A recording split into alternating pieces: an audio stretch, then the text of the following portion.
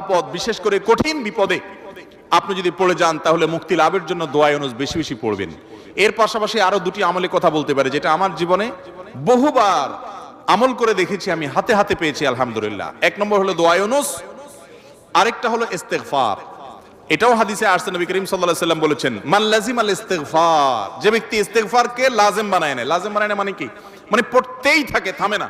টয়লেটে গেছে তখন শুধু বন্ধ, খাচ্ছে তখন শুধু বন্ধ, ঘুমাচ্ছে তখন শুধু বন্ধ, আর সারাক্ষণ পড়তেই থাকে ইস্তেগফার।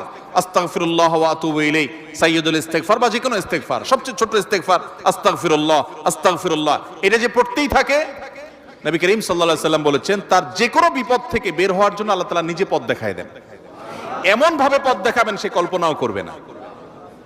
এবং জীবনে বহুবার আমি আমলটা করে দেখেছি, কঠিন কঠিন বিপদে আল্লাহ তাআলা কিভাবে উদ্ধার করেছেন আমি নিজে অবাক হয়ে গেছি, সারপ্রাইজড হয়ে গেছি। নাম্বার 3, দুরুদ।